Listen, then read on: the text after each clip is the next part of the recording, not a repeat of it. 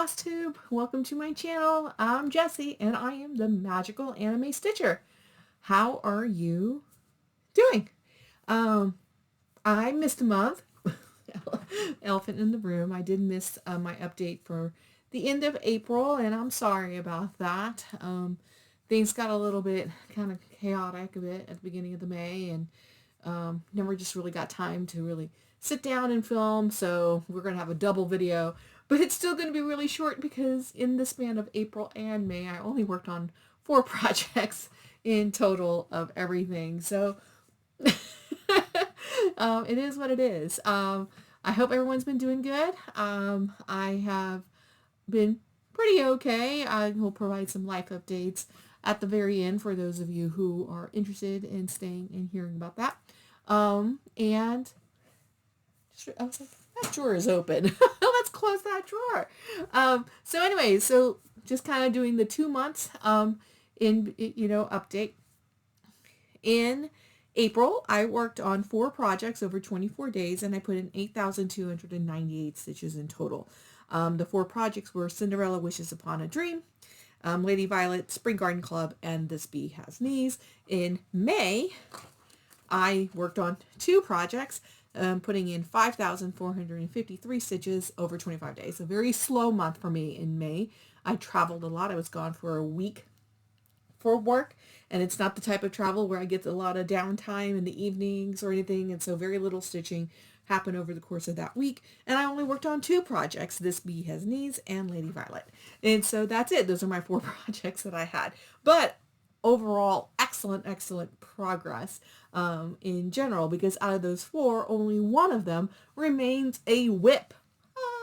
All right, so let's start with my whip, which is Lady Violet Witherbottom. This is by Forbidden Fiber Co. And this is part of the Steampunk Sheep line. And I am the Forbidden Fiber Co. floss on 32 count linen, rose petal, also by Forbidden Fiber Co. And here it is. I am 25% of the way complete. And so I was working on this in the evenings and during the days because most of my time I've been spending in creating the rose outline. And so my steampunk sheep line is my travel stitching, which is why it went with me to my work event. And so when I was able to concentrate, I decided to go ahead and take some time and put in all of the outlining. So that way when it's time for me to do more traveling, go to events, things like that, I will already have everything kind of outlined. So that way I can just do that, fill in the fabric, so to speak, of all the color blocking. But this is currently 25% complete. So I think that's pretty exciting. I worked on it for 1 day in April for 145 stitches. So most of it has been done in May. I put in 2,760 stitches into Lady Violet. In fact, I'm pretty sure almost everything you see is everything in the cup all the way down. All right. This, you think, honestly, I'm very proud of myself because all of those roses, those lines had to connect. Only twice did they not connect, and I had to undo things. And it was actually not so bad because most of the time it was just a missed stitch, and it was actually pretty close. So there you are. Why I'm working on steampunk is that what needs to be finished for this year. As a reminder, most of my goal for this year is to finish what needs to be finished, is that I want to get the steampunk sheep line complete, but it does remain mostly my travel stitching, so it probably will still be a couple of years before I finish with all of them, because there's a lot. There's like 9, so it will take a minute. We are using my hardcore tea drinker mug today. It's a lovely day on Sunday, June 1st, here in Texas, and it was raining a lot this week, so so it's nice to have a nice day. All right, so my finish in April was Spring Garden Cup. Oh, I forgot to mention, I don't do before pictures on the Flosstube, so if you are interested in seeing what they were at the beginning of the month and where and how much stitching I got done in the meantime, please check out my Instagram. There is where I will put my before and after pictures as it relates to the month, and so that you can see what I got done. But in April, I did finish Spring Garden Club. Here we are. This is by Frosted Pumpkin Stitchery. I did this on 14 count Aida, Whimsey by Picture Disc Plus, 2/1 block with all of the called for DMC. And there it is. In April, I put in 3 days, stitching 1,326 stitches. So there we are. Isn't that cute? I was a little worried that the purple would be a little too blendy with the purple of the fabric, but I think it's okay. I think in some lighting it's a little blendy, but for the most part you can see them, and that's what really ultimately matters, I think. Right? I think so. I think I just popped a muscle. Anyways, all right, so there it is. Really very cute. This makes number 3 out of a series of 4 of the spring seasons of the season line. I think the pumpkins have a lot of seasonal collections, so I just call this the season line. There's obviously other seasons that they have, but like seasonal activity lines. Maybe that's the way to kind of describe it. And so I've already done winter, which was Winter Carriage Ride. I did autumn, which was Autumn Harvest Party, and then spring is Spring Garden Club. And so the goal was to finish. I just dropped something. I'll pause in a second. And to finish the seasonal activities one this year. And so just a little preview of what will be June plans on the summer solstice. I will begin the summer one, which is Summer Beach Party, I think. And this is Garden Club Beach Party is what I think it is. But that's going to be a new start in June as I work on finishing the seasonal activities line by Frosted Pumpkin. So that takes care of that one. So I'm going to pause for a minute while I find the thing I just dropped.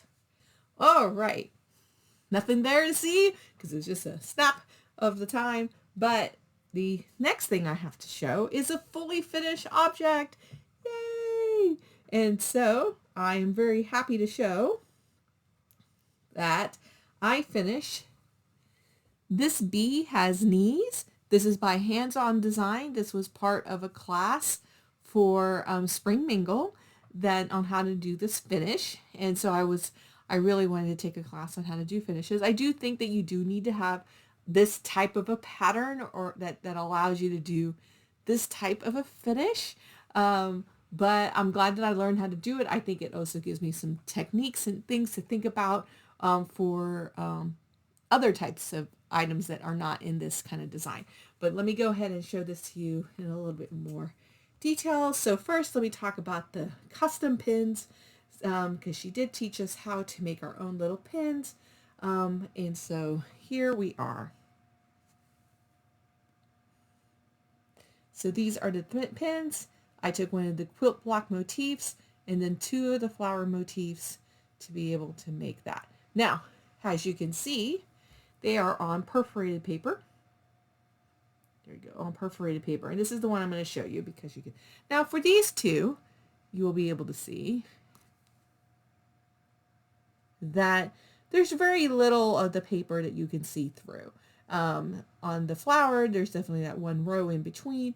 You wouldn't want to cut that through, but for the most part, you can't really see through the fabric or through the paper. But this one, however, is a little bit different. This one has definitely a big, more of a gaping hole right there. And so I was like, I don't know how I feel about putting just the blue right behind. So the backing is some blue felt. And so I was like, I don't know how I feel about being able to see straight through. And so what I did was I got some muslin, some just straight muslin, and I created a layer. And also the other thing is that the pins that that Kathy was using were white button heads. So I think if I had white pins, it wouldn't have been a big deal. But because you can see through it, I did not have white pins. I got what was in the shop for Lindy Stitches, which was these. So this is what she had in the class supply list. And then you can see those are pink and salmon color, right? And so because of the amount of space in between, when I put it on, you could see that button. And it was really, for me, it really stuck out. And so I wasn't really particularly keen on that. So what I did was that I put a piece of muslin on the back of the perforated paper. It's probably going to be very hard to see, but we'll try. You can see that there's kind of like 3 layers there, I think. Maybe. Good eyes can see it. And so there's a piece of muslin there, and then I put the pin and then the backing of the felt. And that's how I was able to do it, so that way you can't see the button. So I think that for anyone who hasn't gotten this far into class or thinking about if they've seen it and they're like, oh, I don't need a class, I can do this on my own, figure it out to create your own pins using the perforated paper. Be aware what color the pins are, because you may need to make some changes, a little bit of a change. So for me, it was just adding muslin, and I think that just solved the problem pretty easily. No big deal. All right, so now here is the top of the pin cushion. Obviously, there's a B right there. And, I did this all with the called for DMC 32 count, 2/2 on 32 count Lugana, Barley by color and cotton. And so there it is. And here turns the side. The sides are all identical. There we go. And then here's the bottom, which of course also has a design. Now I did everything as Kathy did it. So same color, stitching the corner beading, the corners and the bottoms, as well as the same color thread for the weaving. And so I think this is cute. I will tell you, this is not really my style. This is not something I would normally stitch on my own, but I really enjoyed the class. I can highly recommend a class from Kathy. I thought it was very well done.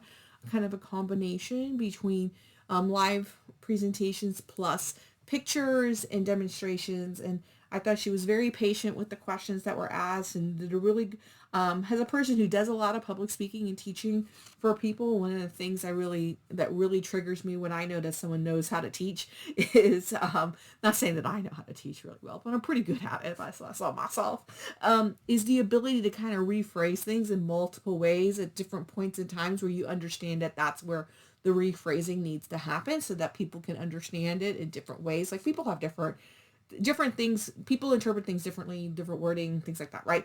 And when you're learning and you're talking about adult learning, right? And so, well, probably even kid learning, really. And so I really appreciated that she did that. So highly recommend it, for whether or not you're coming to one of the Lindy Stitches events, as she's teaching a class there, or if you are taking a class with her elsewhere at a retreat or something else, especially if it's online.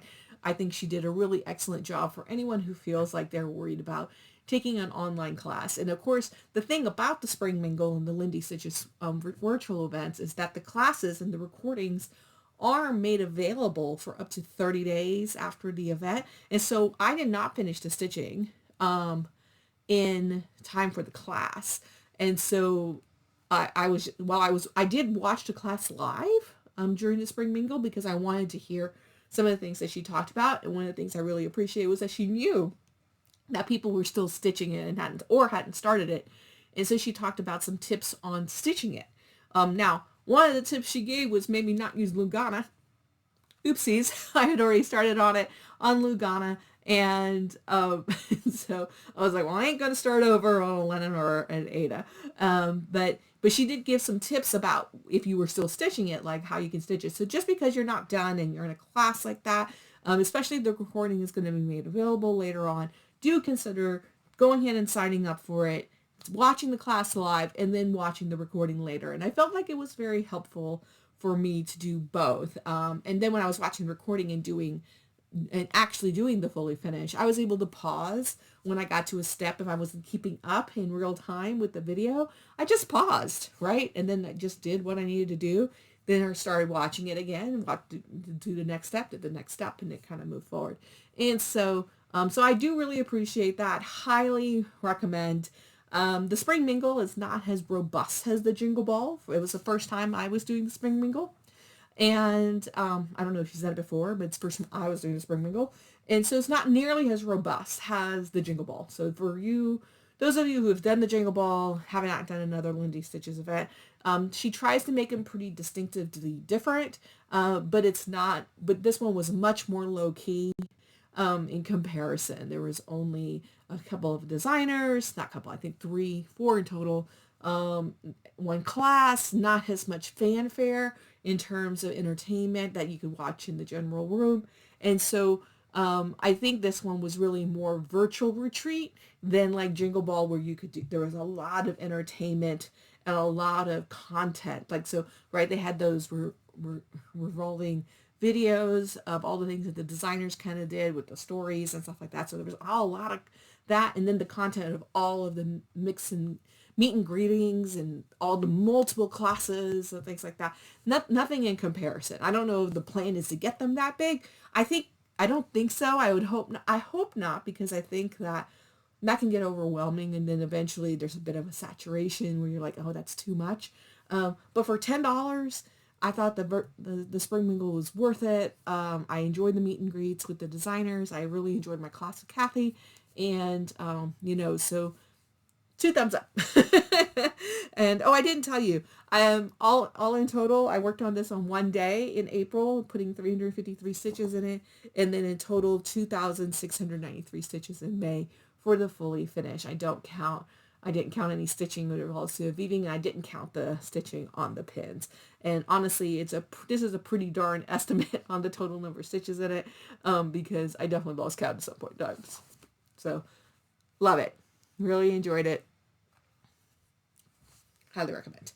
All right. So next up is the finale. Y'all, this is absolutely one of the things that makes me so extraordinary to share. And by taking this year to be the finish what needs to be finished mentality. And so while it's resulting in less projects overall in terms of what I'm stitching every month, I'm not like doing a bunch of things. I'm not worried about challenges, which I think for me, having done that for several years now, has been a nice stress relief, believe it or not. Like, I love my hobby, and obviously I enjoyed it. I like counting. I like keeping track of data because I love data. Like, I'd like it in my job. I like it in my personal life. Like, I have a Notions database, right?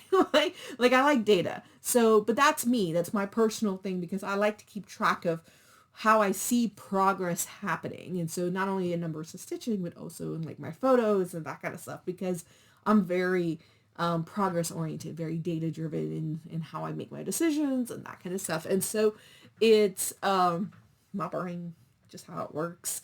But my oldest whip got completed. My oldest whip, which I've been working on for over 10 years. I've been with my husband for like 12 years now. We met in 2013. And I was working on this project when I met him. So I just barely started it, I think, in that year before. So I don't remember 100% because this is before I kept written logs of everything. I started it in 2012. I'm pretty certain that's when I started it. And I went on it off and on and all that good stuff. You have seen it, you know it, you love it. If you've been on my Instagram, you have seen the complete and other finale of it. But I am so excited to fully show you, my friends here on Flosstube, my finish for Cinderella Wishes Upon a Dream by MCG Textiles, and artwork by Thomas Kinkaide. You ready? Whoop. Ta-da! I finished this in April. In April, I worked on it for 20 days, hyper-focused, 6,474 stitches to get this completed.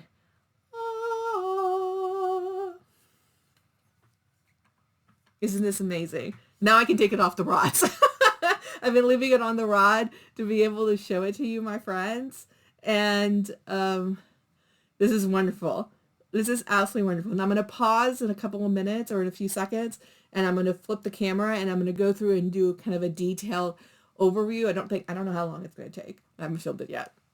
I'm going to flip the camera, and then so that way we can kind of show you like the capsule in time that is this Cinderella Wishes Upon a Dream. I'll show you my back, talking about like the capsule in time. I started in the center and went up towards this. You can even see the quality of my stitching improving based on what you see on the back, right? So you can see how much I traveled on my threading. Oops, wrong way. On my threading here. Now, there's still a lot of traveling in other places because it's just what made sense. But as I kind of went through, you could just see, even just in the back, like how much my stitching improved across that time. Prior to me encountering Flosstube around 2019, I think is when I encountered Flosstube. Right around when COVID started is when I really discovered Flosstube. But it was before, like it was not a COVID discovery. But it was when I discovered, when I had like this epiphany where I'm like, wait, I can work on more than one project at a time. So I was a monogamous stitcher for the most part. And so, but what would happen is I would burn out. This was my one project. Y'all, this was my one project. Can you imagine being a monogamous stitcher on this? Yeah. So, so I would get burnt out and I would put it away, not work on it for a couple of months, and then I would come back to it and work on it a couple of months. And then when I realized that I could do a rotation, like have more than one project at a given time, then my ability to come back to it more frequently, and that's when it really picked up the pace, where even though I wasn't working on it all the time, I wasn't working on it every day, there would even be like months where I would not even touch it.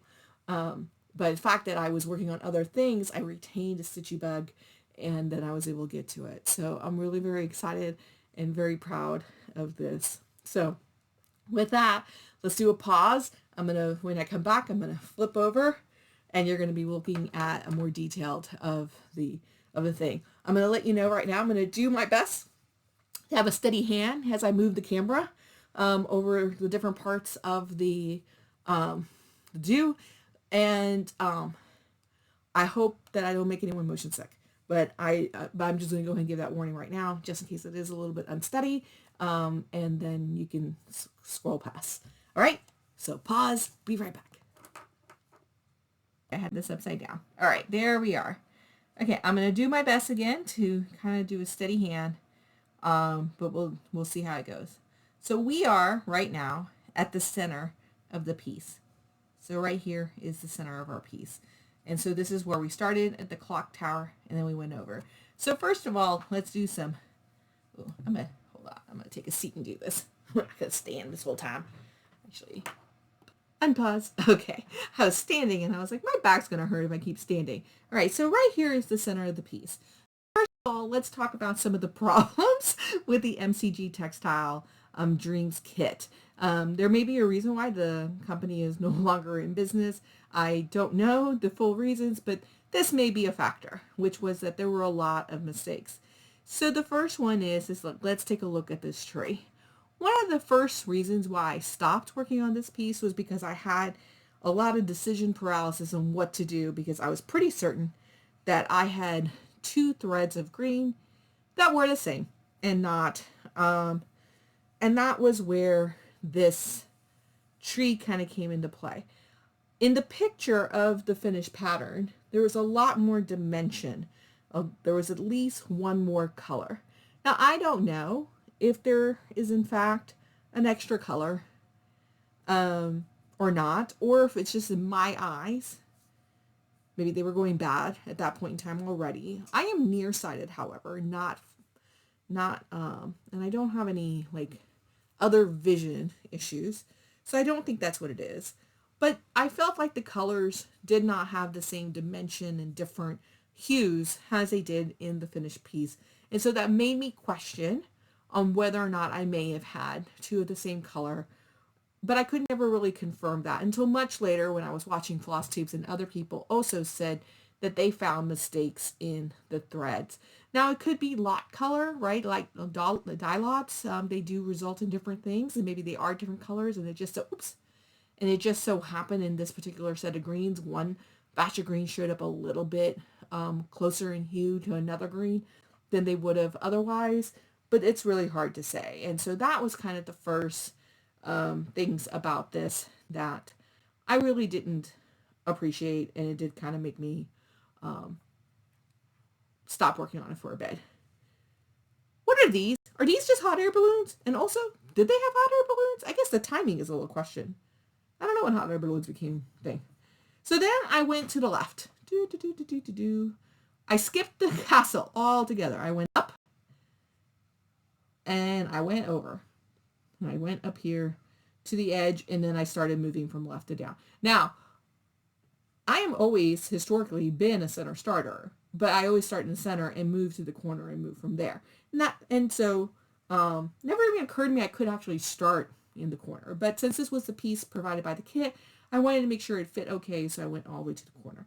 Really nothing to talk about here in terms of nothing else, just straight up X's and O's kind of going forward. I think, again, when I got to here, same thing with the other tree and the greens. I was a little kind of hesitant about that. The first batch of French knots. I think there's 1,000 French knots in these. And so as you get closer, I'm going to be... There's no consistency in here. I had no idea what I was doing with these knots. You can see some of them are bigger than others. I never knew if it's supposed to be one twirl around the needle, two twirls around the needle. I never really knew. And so, and you can even see down here, those are tiny, tiny in comparison. And honestly, I didn't like them that small. I really didn't. I thought you couldn't really see them. And it made it a little bit difficult, right? And I think you can even see it more so when we get down to the carriage, which is, again, so those are fairly tiny dots, not very good. But now let's talk about the castle first. This is where I first had my first stitching with those opalescent threads. Oh my gosh. Oh my gosh. Those are terrible. That is one of the worst threads. You think Kreinik is bad to stitch with? These opalescent plastic shimmery threads are the worst. And there's some Kreinik right there, or Kreinik-like, right? The gold foiled floss there. Nothing in comparison to these. Oh man, I would avoid stitching those all the time. They broke really easily. You had to cut them down to really small strands in order for them to be able to stitch well, and I just hated it. That probably, this along with the issues around the carriage and the horses, is where I put it in timeout again and probably didn't pick it up for at least another year at that point in time, because that was just one of the most frustrating things. It remained frustrating the entire time. Also, here we are in these horses. These are back stitches of the horses, and this will be my next tip when it comes to these kits. I have this on 18 count Aida. That's what the kit came with. It's what I stitched on. At the time, I was only an Aida stitcher, and it didn't occur to me to stitch it on something different or to use a different fabric. But now, 12 years later, I would say that if you have not started this piece, and you are a person who can stitch on who doesn't mind stitching on an even weave or even on a linen, I would probably choose to do this on a Lugana. Personally, I think an even weave would be better because it's full coverage. There's no real reason to have a really nice linen other than you just want to stitch on a linen for it. Because of this is probably when I put it into timeout again with these stitches, is working on these horses, because I think those horses look terrible. And the reason why is because there were so many fractional back stitches, and I could not, at the skill that I had back then, which at this point we're probably talking about 9-10 years ago, probably, when we were looking at where I got, because again, I was a stitcher only one piece at any given time. Now that I stitch much more, I would go back and do this much better, but I'm not going to undo it, because again, I think this is a fabulous time capsule of quality of my stitching over time. But this is actually what made me put it in the timeout again, and I would recommend, again, an even weave, a 36 count even weave or linen, because these back stitches, and it's all across the board, it's everywhere across this whole design, there's so many fractional back stitching that I think that if I had done that, these horses would look much better and I would not be so unhappy with them. Okay. So then I continued on down. So I started, and there was basically 4 pages.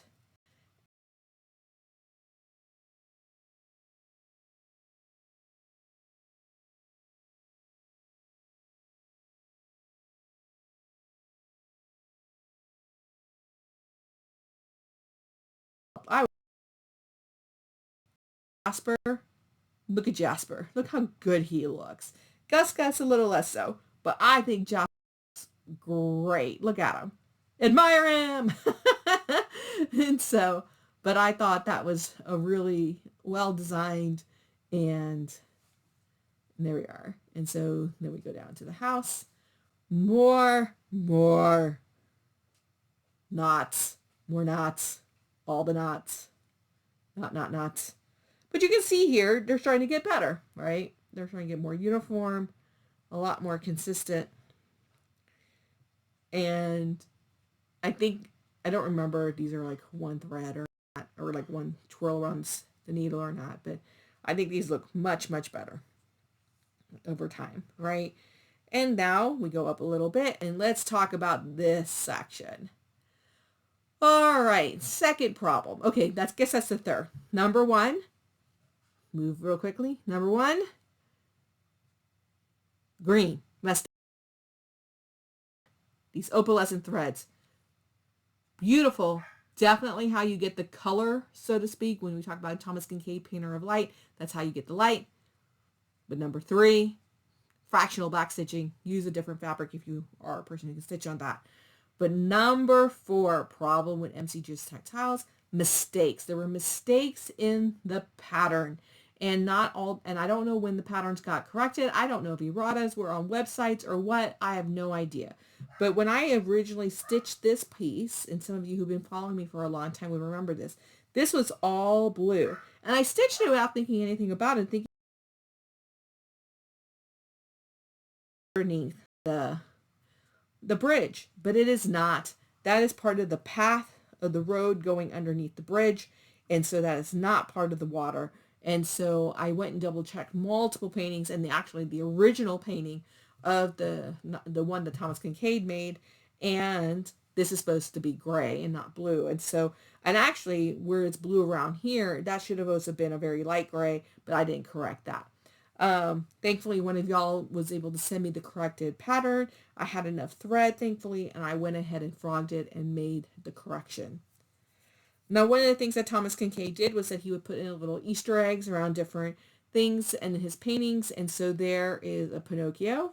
And the other thing that he did was that he would put in hidden Mickeys. I'm honestly not sure where the hidden Mickeys are in these paintings. I think there's some places where I'm like, that may be a Mickey, but not 100% sure. So, all right. And now we go up, and then we went over, and then pretty much the end of this page is right here where half of Bruno is. That's pretty much where the page ended. And so this is how you know where the page ended. You see it? The difference of 10 years. You can see the discoloring that happened in some of the white here compared to the white here. I'm hoping that this will look fine once I kind of give it a good bath. But I think that's just staining. I think that's just some discoloring, and I'm just going to have to live with it because, again, just part of my, time capsule. So then I go back up and I start moving up at the top here. So there is the fairy godmother. Now, in the picture of the finished piece of the model stitch, she doesn't have any eyes. Neither does the prince nor Cinderella. I went ahead and gave her eye, but it's in the pattern. It is in the pattern. There is eyes, so I went ahead and gave her eyes, and you can see her shimmer. And I think she actually turned out pretty good. Although I think that her eyes make her look kind of, spooky, like, oh my God, look at these eyes. But then you can see her little trail of magic going down, and then going over to the corner. I think the greens here don't make as much of a difference here, the lack of difference in two. But I think this tree. Let's go up. Looks amazing. I mean, look at that tree and the color and everything. I think it looks great. And then we have a nice, sweet little detail here, a little birdhouse, and then the birds Again, I don't love the back stitching on them because of the fractional back stitching, but you can see on this one how she had those little kerchief little on the heads of the female birds. You can actually see the little kerchief there. Then we go down a little bit, and here is the stepmother and her stepsisters watching from her cottage as they see Cinderella over there. And then up here, we do get to the Prince and Cinderella. Now, as you see, because of the weird buggy-eyedness of the fairy godmother, I did not give the Prince or Cinderella eyes. I did give them their noses and their mouths, but I didn't give them eyes. And so now we have a fairy godmother who can see, but visually impaired prince and princess. That's okay. I'm fine with that. Because I think that it's a little less standout-ish with the fairy godmother, but these were much bigger, and I felt like it would have looked really, really weird. And so I went ahead and just left them without eyes. But again, now you can see more issues with knots, more knots. I did not do a good job, but that's okay. And so then we move forward, more knots. These were the very last knots that I put in. I feel like these look the best because at this point in time, I've been doing so many knots, but I think these are all uniform. These are 2 twirls around the needle compared to 1. I think you can see the one here. Those are 1s. And I think if you look at them, you can see that I find these to be much more oomphy than the ones here. All right. And then we go on down to the lake. Reflections. And there is Lucifer trying to get the mouse. Do you think they would name the cat Lucifer now? I don't think so. Sometimes I think about like these kinds of, I think Lucifer turned out great, honestly. I think this is one of those that benefits from a depth of perception as opposed to a close-up. But I think Lucifer also turned out great. And these, of course, at the very bottom of that. So that's it. Let's do one more pan up. Oh, this is so hard to keep straight. Again, I'm so sorry if I moved that too quickly or anything. But there you go. A little bit further, a little bit further. There we are. Ta-da! All right, I'm going to pause and come back. Okay, that's it. That was Cinderella. What do y'all think? I'm so proud of it. So next steps will be to take it off the scroll rods. I'll give it a nice little bath. Hopefully everything is color fast and doesn't move off to anything. And then then take it time, and then I'm gonna take it to the framers. I'm definitely getting it framed, even though I do not at this stage of my stitching and experience think it's the best stitching I've ever done. It certainly isn't. But I'm really proud of it. I'm proud of what it shows in terms of the progress of my stitching. And I think I'll be really happy to display it for other people to see. And so, yeah, so that's it. That's where we are. So let's talk about plans. It is June. As it's happening this year, I haven't really been trying to make any definitive, strong plans at the beginning of each month. I want to be able to stitch as it strikes my fancy and do what I feel like doing. But always working within the theme of finish what needs to be finished. And I still have like 21 whips, like honestly. Actually, my motion is right up here. I can even tell you exactly how many whips I still have. Waiting for Notion to load. All right. Sometimes it just takes a second for things to load.